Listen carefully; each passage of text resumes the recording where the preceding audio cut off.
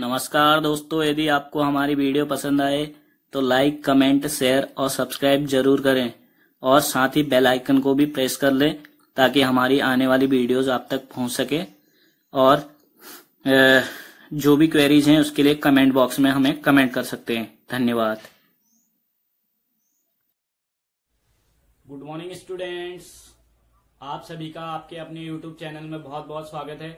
चलिए बेटा, आज हम एनसीईआरटी मैथ्स क्लास 10th का एक्सरसाइज 3.2 का क्वेश्चन नंबर 3 पढ़ेंगे। क्वेश्चन नंबर 2 हमने लास्ट वीडियो में मैंने बनाया हुआ है, वीडियो चेक कर लेंगे बेटा। और ये जो मैं टेबल बना रहा हूं ये मैं आपको चैप्टर के स्टार्टिंग में भी बना के दिखाया है, मैंने बताया है, उसमें मैंने यहाँ सॉल्यूशन तक बताया है। इसमें एक कॉलम और जोड़ दिया मैंने आज, कंसिस्टेंट और इनकंसिस्टेंट, यानी जो इक्वेशन होते हैं वो संगत है या असंगत। मतलब संगत का मतलब सही है, असंगत का मतलब इस टाइप के इक्वेशन होने चाहिए या नहीं होने चाहिए। मतलब संगत का मतलब जानते हैं आप, ठीक है, और असंगत उसका उल्टा। देखो, अगर असंगत है तो इसका मतलब जान लेना है कि वो जो इक्वेशन होगा उसका कोई सॉल्यूशन नहीं होगा, तो इस टाइप के इक्वेशन बन नहीं सकते। ठीक है, चलिए वो इसमें एक एग्जांपल दिया हुआ है, देखो लास्ट वाला नो सॉल्यूशन वाला, जिसका कोई सॉल्यूशन नहीं होता है। तो इस टाइप के इक्वेशन जो होते हैं इनकंसिस्टेंट होते हैं। बाकी जिनके भी सॉल्यूशन होते हैं बेटा वो क्या होते हैं, कंसिस्टेंट होते हैं, यानी संगत होते हैं। और असंगत एक ही, कंसिस्टेंट को संगत बोलते हैं हिंदी में और इनकंसिस्टेंट को असंगत बोलते हैं। एक नई चीज आज आप इस क्वेश्चन में पढ़ेंगे, वो क्या है, कंसिस्टेंट और इनकंसिस्टेंट। ठीक है, और देखिए ये रेशियोज में अनुपात आपको पढ़ा चुका हूं पिछले एक्सरसाइज, जो पिछली एक्सरसाइज थी उसमें भी बताया था मैंने, टेबल समझा रखी है स्टार्टिंग में। और ये इसमें रेशियोज होती है, रेशियोज को कंपेयर किया जाता है। फिर जिस तरीके से रेशियोज होते हैं उनसे लाइंस कैसी बनती है, यानी रेखाएं, जो ग्राफिकल रिप्रेजेंटेशन होता है। ग्राफ में क्या बनती है, लाइन ही तो बनती है, पैरेलल बनती है, इंटरसेक्टिंग बनती है, और क्या बनती है, ये कोइंसिडेंट, इसको बोलते हैं संपाती। हिंदी में क्या बोलते हैं बेटा, संपाती लाइन बोलते हैं, जिनमें सारी रेखा एक ही रेखा पर जो सारे बिंदु होते हैं इसको संरेखी भी बोल देते हैं हम। ठीक है, कोलिनर भी बोल देते हैं। ठीक है, चलिए जल्दी से हम इसमें टॉपिक पे आते हैं। देखो रेशियोज दिए हैं, जहां पे रेशियोज मैंने पहले भी बता रखा आपको, A1/A2 is not equal to B1/B2 होता है। तो लाइन्स कैसी होती है, इंटरसेक्टिंग होती है बेटा। ग्राफ में जो लाइन होंगी वो इंटरसेक्टिंग होंगी और उसमें केवल एक सॉल्यूशन होगा, जहां पे ये कट रहे होते हैं वही आपका जो होता है सॉल्यूशन होता है, एग्जैक्ट सॉल्यूशन होता है, एग्जैक्टली वन ही सॉल्यूशन होता है इसका। किसका, इंटरसेक्टिंग लाइन जहां पे रिप्रेजेंट होती है। और जहां पे सॉल्यूशन होता है, मैंने अभी थोड़ी देर पहले बताया, तो वो कंसिस्टेंट होंगे। क्या होंगे, जहां पे भी सॉल्यूशन होंगे, चाहे एक सॉल्यूशन हो चाहे बहुत सारे सॉल्यूशन से हो, यानी मेनी सॉल्यूशन से हो, तो इस कंडीशन में आपके जो इक्वेशन होंगे वो कंसिस्टेंट होंगे बेटा, संगत होंगे, जिनके हल होंगे, मतलब सॉल्यूशन होंगे, चाहे एक सॉल्यूशन हो चाहे मेनी सॉल्यूशन हो, तो वो कंसिस्टेंट होंगे। और इनकंसिस्टेंट एक ही कंडीशन में होंगे इक्वेशन, जब क्या होगा, नो सॉल्यूशन होगा। क्या होगा, नो सॉल्यूशन होगा। ठीक है, चलिए नो सॉल्यूशन एक ही कंडीशन में होती है जब लाइन क्या होती है बेटा, पैरेलल होती है। ग्राफ में जब लाइन जब हम इक्वेशन को ग्राफ में रिप्रेजेंट करते हैं तो लाइन कैसी होती है, पैरेलल होती है, तो वहां पे सॉल्यूशन नहीं होता है। ठीक है, चलिए इस टेबल को चाहे तो आप उतार सकते हैं, ये क्वेश्चन स्टार्ट करने से पहले उतार सकते हैं, या ये एक्सरसाइज जब आप स्टार्ट करेंगे पहले आप ये टेबल ही उतार लेना। ठीक है, चलिए इसका एक क्वेश्चन है, कल भी बता चुका हूं, कल भी मैंने टेबल में समझा रखा है बेटा आप लोगों को। चलिए देख लेते हैं, सॉल्यूशन देख लेते हैं। ये टेबल से आप हेल्प ले लेंगे। सेकंड, फर्स्ट मैंने बता दिया था, सेकंड क्या था, A1/A2 is equal to B1/B2 is equal to C1/C2। जहां सारे बराबर होती है तो इनको हम बोलते हैं, क्या बोलते हैं बेटा, कॉन्सिडेंट, यानी संपाती, समान अनुपात में। देखो A1/A2, B1/B2, C1/C2 कैसे हैं, प्रोपोर्शनल है सारे, मतलब बराबर अनुपात में है, समान अनुपात में है, तो संपाती बोल देते हैं इनको। और ये लाइन कैसी करेंगी, कॉन्सिडेंट करेंगी, संपाती लाइन बनाएंगे, एक ही रेखा पर, एक ही लाइन पर सारे पॉइंट आ जाएंगे, कोलिनर जो मैंने बताया था आपको। ठीक है, सॉल्यूशन कैसे होंगे, इनफिनाइट मैनी सॉल्यूशन होंगे, यानी अपरिमित रूप से अनेक हल होंगे। कंसिस्टेंट होगा, मैंने कहा था जहां पे एक सॉल्यूशन हो, यानी ओनली वन सॉल्यूशन, केवल एक हल, अद्वितीय हल, या अद्वितीय का मतलब यूनिक सॉल्यूशन बताया था। ठीक है, मैनी सॉल्यूशन आप चाहे तो आप पहले जब मैंने चैप्टर स्टार्ट किया था, उस टेबल को भी देख सकते हैं आप, वीडियो बनाई हुई है, उसको चेक कर लेना बेटा आप। ठीक है, सारे रेशियोज बराबर होंगे तो कॉन्सिडेंट यानी संपाती होंगी लाइनें, लाइन जो होगी संपाती होगी यानी समान अनुपात में विभाजित होगी। ठीक है, सेम रेशियो में। और मैनी सॉल्यूशन होंगे इनफाइनाइटली यानी अपरिमित रूप से, अनेक हल होंगे। मैनी सॉल्यूशन का मतलब अनेक हल, और हल होंगे तो कंसिस्टेंट होगा यानी संगत होगा। इक्वेशन कैसा होगा? संगत होगा यानी कंसिस्टेंट होगा दोनों कंडीशन में, जब एक सॉल्यूशन हो चाहे मैनी सॉल्यूशन हो। अब देखो लास्ट कंडीशन आती है a1/a2 is equal to b1/b2। पहले दो अनुपात बराबर होते हैं, बट पहले दो रेशियो क्या होते हैं? बराबर होते हैं। जो लास्ट रेशियो है वो इक्वल नहीं होता है। b1/b2 is not equal to c1/c2। तो समझ जाना है कि लाइंस कैसे होंगी? पैरेलल होंगी, बता रखा था बेटा मैंने आप लोगों को। और सॉल्यूशन कैसे होंगे? नो सॉल्यूशन होगा, नो सॉल्यूशन होंगे, कोई हल नहीं होगा। ठीक है, तो जब कोई हल नहीं है तो समीकरण कैसे होंगे? इक्वेशन कैसे होंगे? असंगत यानी इनकंसिस्टेंट होंगे। कैसे होंगे? इनकंसिस्टेंट, एक ही कंडीशन में होंगे जब नो सॉल्यूशन होगा इक्वेशन का। ठीक है, चलिए क्वेश्चन पे आते हैं। यहां पे देख लीजिए बेटा 3x + 2y = 5। सॉल्यूशन देखिए, पहला इक्वेशन लिख लेते हैं हम, 3x + 2y = 5 इक्वेशन 1। और सेकंड है आपका 2x - 3y = 7 इक्वेशन नंबर 2। देख लीजिए बेटा, मैंने कहा था इनमें कंपेयर करते हैं हम। कंपेयर करने पर a1 a2 b1 b2 c1 c2 directly solve कर दूं। आपको पिछली एक्सरसाइज में बता रखा है मैंने, आप चाहो तो ऐसे भी कर सकते हैं।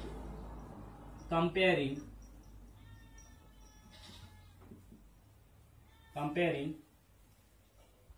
Given pair of equation with, किससे कंपेयर करेंगे बेटा? a1x + b1y + c1 = 0 and a2x + b2y + c2 b2y + c2 = 0। इससे करेंगे।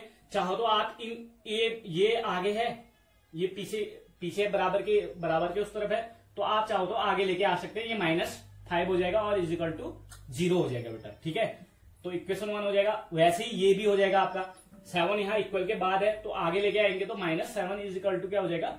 0 हो जाएगा। तो ये क्या हो जाएंगे आपके इक्वेशन? इस रूप में बन जाएंगे a1x + b1y + c1 = 0। या चाहे तो आप उधर ही रहने दे सकते हैं, बराबर के उस तरफ ही रहने दे सकते हैं, कोई दिक्कत नहीं है। वहां पे आपका c1 जो होगा 5 हो जाएगा और c2 क्या आ जाएगा? 7। देखो c1/c2 = क्या आ रहा है आपका? 5/7। अगर मैं इस अकॉर्डिंग भी c1/c2 करूं तो c1 आपका क्या है? -5 है, और अपॉन में c2 क्या है? -7। तो कोई दिक्कत नहीं है, माइनस से माइनस कैंसिल आउट। अब बचा क्या आपके पास? 5/7। चाहे आप बराबर के उस तरफ रहने दीजिए या आप उनको आप अपने तरीके से आगे भी कर सकते हैं। ठीक है, = 0 बनाने के लिए। ठीक, आप जैसे अच्छा लगता है आपको वैसा कर सकते हैं। आप चाहो तो ऐसे ही छोड़ दो, ऐसे ही डायरेक्टली लिख दो c1, इसको c1 मान लेना, इसको c2। तो मैंने थोड़ा सा आगे कर दिया, इसमें कोई दिक्कत नहीं है। आप चाहो तो इसको वहीं जैसे लिखा हुआ है वैसे ही भी रहने दे सकते हैं। अभी थोड़ी देर पहले मैंने बताया हुआ था आपको। चलिए देख लेते हैं। a1 ऑब्टेन करिए। a1 कितना है भाई बेटा बताइए? चलिए 3 कहेंगे आप। ठीक है, a1 a2 2 है, b1 2 है, b2 कितना है? -3 है ये। ठीक है, c1 कितना है? -5 बोलेंगे, c2 बताइए -7। ठीक है, आप चाहें तो ये दोनों तो माइनस है, देखो हम उस तरह भी रहने देंगे तो ये c1 जो होगा 5 हो जाएगा और c2 जो हो जाएगा 7 हो जाएगा। अभी मैंने थोड़ी देर पहले बता रखा आपको। ठीक है, चलिए अब कंपेयर कर लेते हैं हम रेशियोज को। ऑन कंपेयरिंग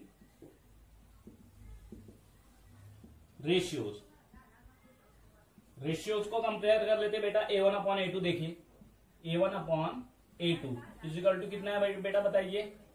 आप बोलेंगे 3/2। ठीक है, b1/b2 क्या है? 2/3 और c1/c2 क्या है बेटा? -5/7। देखिए माइनस से माइनस कैंसिल आउट हो गया, आपका क्या आया 5/7 ही आया। तो मैं कह रहा था आपको, आप इनको आगे नहीं भी करते हैं बराबर के, उस तरह भी रहने देते हैं, तो +5/C1 ये हो जाता है और C2 ये हो जाता है, यानी 5/7 ही आता है जो हमारा आया हुआ है, ऑब्टेन किया हुआ है। ठीक है, चलिए इतना आप समझ गए होंगे। इसका आंसर देखिए क्या आ रहा है बेटा, आप इनको कंपेयर करो। A1/A2 3/2 आ रहा है, B1/B2 2/-3 आ रहा है। देखो ये दोनों क्या बराबर हैं, 3 न्यूमरेटर में है, यहाँ 2 न्यूमरेटर है, इसका 2 डिनोमिनेटर है, इसका -3 डिनोमिनेटर है, तो माइनस और प्लस तो वैसे भी बराबर नहीं होंगे। और दूसरी बात रही बात न्यूमरेटर की, देखो न्यूमरेटर इन दोनों के अलग है और डिनोमिनेटर भी दोनों के अलग है, डिफरेंट है। तो A1/A2 is not equal to B1/B2 है। इस कंडीशन में बेटा मैंने आपको बता रखा है, जहां पहले और दूसरे बराबर ना हो तो वहां पे लाइंस कैसी होती है, लाइंस कैसी होती है, इंटरसेक्टिंग होंगी। तो चलिए लिख लेते हैं ऊपर, आप ऊपर का मिटा ये उतार लेंगे बेटा, इसको मैं मिटा दे रहा हूं, आप वीडियो पॉज करके उतार लेंगे। ठीक है, चलिए इसका आंसर लिख लेते हैं। A1/A2 is not equal to B1/B2 है। ठीक है, so hence the given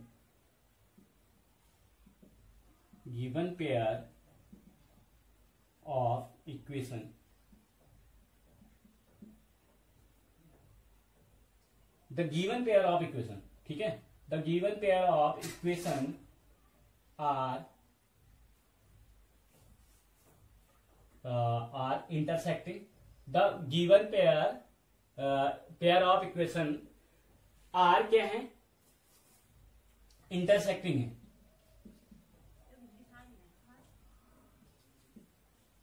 intersecting यहां पे थोड़ा सा मैं लिख लेता हूं, intersecting, the given pair of equations are intersecting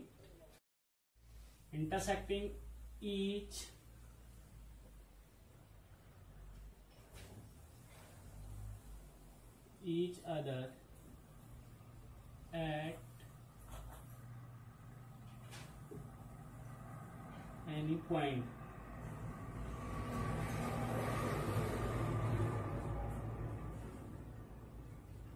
so equation have only one solution, one possible solution।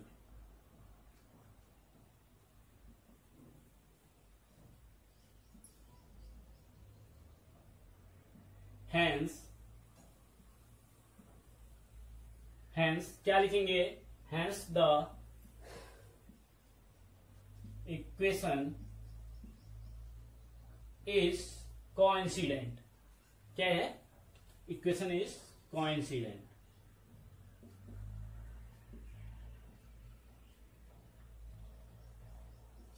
consistent, the equation is consistent।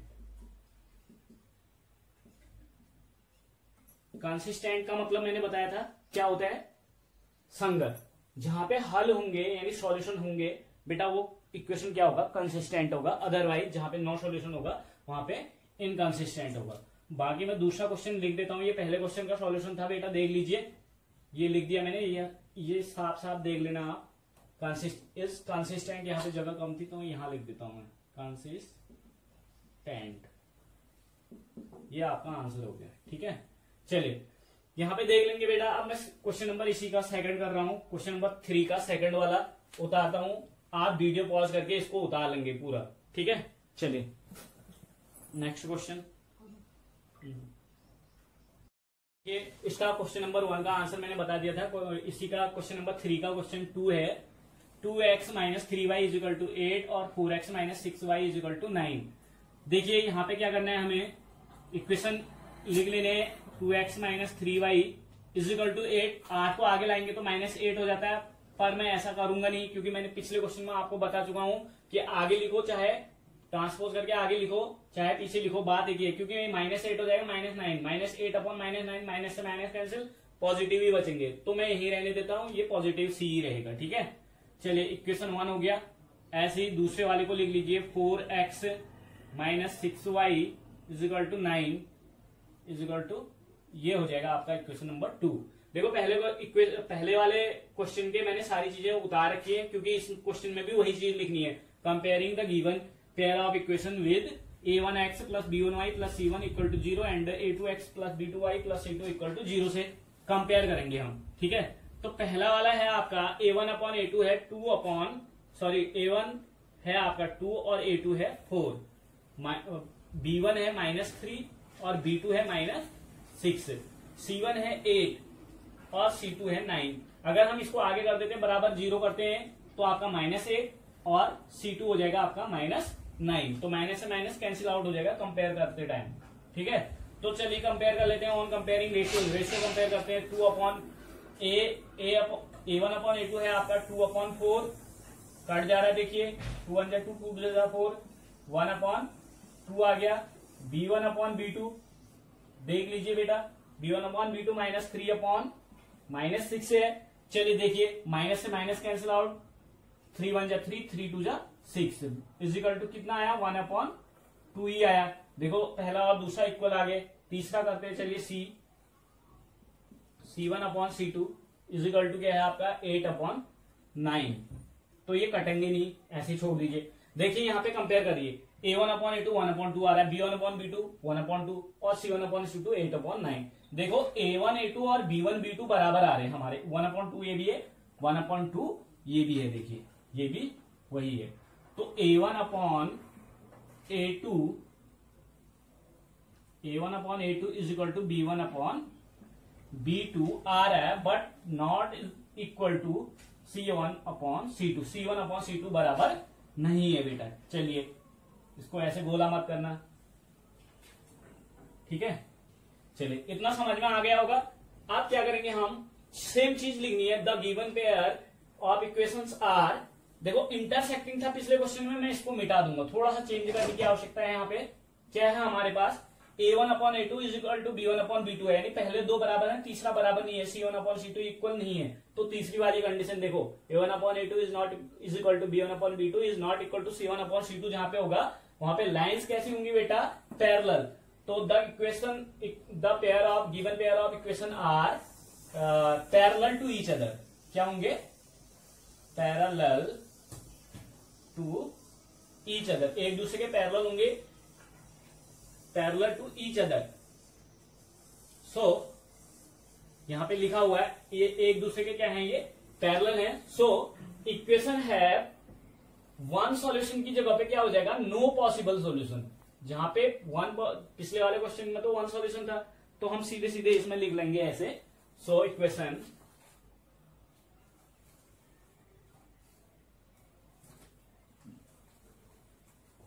चलिए पूरा ही लिख देते हैं। The given pair of equation are parallel to each other, parallel to each other. So या दस equation have no solution. क्योंकि देखिए parallel जहां लाइनें होंगी वहां पे नो सॉल्यूशन होगा, और इक्वेशन कैसा होगा, संगत हो गया, यहाँ संगत असंगत होगा। मैंने बताया था जहां पे नो सॉल्यूशन कोई हल नहीं होता है, वहां पे असंगत होता है, इनकंसिस्टेंट होता है। ठीक है, इक्वेशन हैव नो सॉल्यूशन या नो पॉसिबल सॉल्यूशन लिख सकते हैं। ठीक है, हेंस द इक्वेशंस आर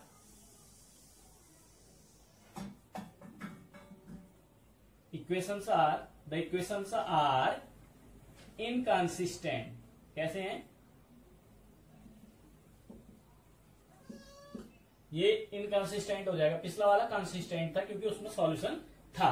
तो यहाँ पे नो सॉल्यूशन है, तो इक्वेशन का कोई हल नहीं होगा। ठीक है, तो इस कंडीशन में आपका इक्वेशन कैसा होगा, समीकरण जो होगा असंगत होगा, यानी इनकंसिस्टेंट होगा। ठीक है, चलिए बेटा वीडियो पॉज करके उतार लेंगे, सेकंड वाला क्वेश्चन भी उतार लेंगे आप, और मैं इसका थर्ड बता देता हूं। उसके बाद आपके जो क्वेश्चन बचेंगे उनको आप होमवर्क में करेंगे। ठीक है, चलिए बेटा क्वेश्चन नंबर 3 के पहला और दूसरा मैंने बता दिया। तीसरा क्वेश्चन थोड़ा सा टिपिकल है, इस क्वेश्चन को मैं समझाऊंगा, ऐसे ही आप दूसरे क्वेश्चन को बनाएंगे। बेटा देखिए यहाँ पे 3/2 इंटू एक्स है प्लस 5/3 y है इज इक्वल टू 7 और यहाँ 9x है minus 10y is equal to 14। ये दो इक्वेशन दिए हैं बेटा। इनमें देखो इन दोनों में सिमिलरिटी है नहीं है, देखो सिमिलर टाइप की नहीं है। देखो इसमें समानताएं क्यों नहीं है, क्योंकि ये भिन्न के रूप में दिए हैं, यानी किसमें दिए हैं, फ्रैक्शनल फॉर्म में दिए हैं, और ये कैसे हैं, न्यूमेरिकल फॉर्म में। ठीक है, सीधे सीधे नंबर हैं डायरेक्टली, और ये हैं आपके फ्रैक्शनल में। चलिए इनको भी हम सिंपल नंबर में बना लेते हैं। पहले वाले के लिए सॉल्यूशन के लिए हम देखो पहले वाले को हम सिंप्लीफाई कर लेते हैं। 3/2 x plus 5/3y is equal to 7। देखिए बेटा पहले हम एलसीएम ले लेते हैं 2 और 3 का, डिनोमिनेटर का एलसीएम लीजिए। 2 और 3 का कितना आता है, 6 आता है। 2 3 जा 6, 3 2 जा 6, 2 3 जा 6, तो 3 बार गया तो 3 3 जा 9 इंटू एक्स है तो एक्स लिख लीजिए प्लस, क्योंकि जो मल्टीप्लाई होता है वो हमेशा न्यूमरेटर के साथ मल्टीप्लाई होता है, डिनोमिनेटर के साथ नहीं। डिनोमिनेटर केवल डिवाइड करता है। ठीक है बेटा, चलिए डिनोमिनेटर डिवाइड कर रहा है, यहाँ हमने एलसीएम ले लिया। ठीक, 3 2 जा 6, 3 का कितनी बार गया, 2 बार, तो 2 5 जा 10, तो 2 जितनी बार डिवाइड करेगा उसका मल्टीप्लाई न्यूमरेटर के साथ, ये हो जाएगा आपका 7। तो चलिए इसको देख लेते हैं, सॉल्व कर लेते हैं। यहीं पे 9x अपनी जगह पे देखो, इसके बट्टे में 1 कर लेते हैं, हम क्रॉस मल्टीप्लाई कर लेते हैं, क्योंकि ये फ्रैक्शनल है, ये भी इसको भी फ्रैक्शनल कर देते हैं। तो हम क्रॉस मल्टीप्लाई करेंगे तो 9 1 जा 9x हो जाएगा प्लस 10 1 जा 10y इज इक्वल टू 6 7 जा 42। ये इक्वेशन 1 हो गया बेटा आपका। ठीक है, चलिए इक्वेशन 1 हमने सिंप्लीफाई कर लिया, अब ऐसे ही बन गया हमारा, इसी टाइप का बन गया ये भी। तो इसको हम ले आते हैं यहाँ पे 9x। चलिए बेटा ये इस वाले इक्वेशन को मैंने सिंप्लीफाई करके लिख दिया हुआ है, सेम इसकी तरह बन गया। अब सेकेंड इक्वेशन को लिखते हैं 9x minus 10y is equal to 14। ये इक्वेशन 2 हो गया। ठीक है, चलिए कंपेयर कर लेंगे हम, क्योंकि सारे क्वेश्चन में मैंने लिखा हुआ है ऑन कंपेयरिंग लिखा हुआ है, तो डायरेक्टली मैं लिख दे रहा हूं यहाँ पे कंपेयर। सीधे सीधे आप a1x plus b1y plus c1 और a2x b2y plus c2 is equal to 0 वाला मैंने बता रखा है, तो यहाँ पे मैं डायरेक्टली लिख दे रहा हूँ। a1 इज इक्वल टू आपका 9 है और a2 इज इक्वल टू भी 9 है। ठीक है, comma b1 is equal to 10, b2 is equal to 10 है लेकिन माइनस का 10 है। ठीक है, चलिए c1 इज इक्वल टू 42 और c2 is equal to 14। Compare कर लेते हैं। ऑन कंपेयरिंग किसको कंपेयर कर रहे हैं हम, ऑन कंपेयरिंग किनको कंपेयर करने, रेशियोज को कंपेयर कर लीजिए। a1/a2 कितना है, 9/9, 9 से 9 कैंसिल आउट, कितनी बार, 1 बार हुआ। ठीक है, चलिए b1/b2 देख लीजिए बेटा, 10/-10 है, 10/- का 10। ठीक है, तो 10 1 जा 10, यहां भी क्या आई वैल्यू, देखो 10/-10 है तो -1 वैल्यू आई। क्या वैल्यू आई, -1, तो इसकी वैल्यू आ गई -1, comma c1/c2 is equal to क्या है, 42/40। चलिए 40 1 जा 14, 14 3 जा 42। ठीक है, 42, तो 3 आया यहाँ पे।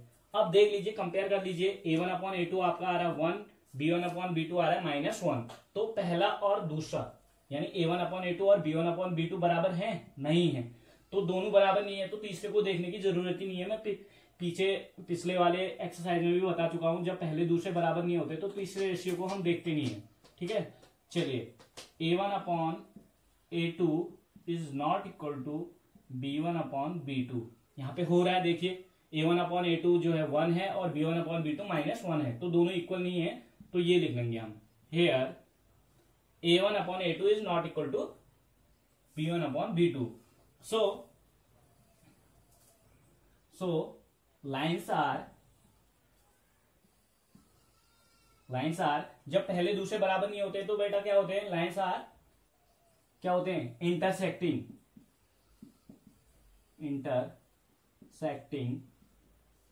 ईच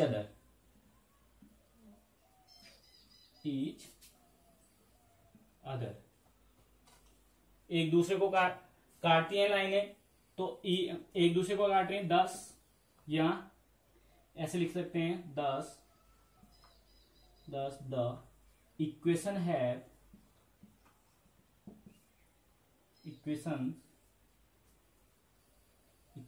हैव, यानी जो इक्वेशंस दिए गए हैं, ये दो equations have only one solution,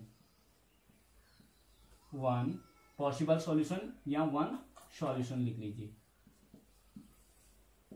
केवल एक सॉल्यूशन है। देखो हेयर क्या है, यहाँ पे a1 upon a2 is not equal to b1 upon b2 है, तो so lines are intersecting each other, जो लाइन्स ये डिनोट करेंगे, रिप्रेजेंट करेंगे, वो कैसे करेंगे, इंटरसेक्टिंग, जब पहले दूसरे बराबर नहीं होते, तो इस कंडीशन में जो सॉल्यूशन होता है ओनली वन होता है बेटा, ठीक है। हैंस लिख सकते हैं द इक्वेशन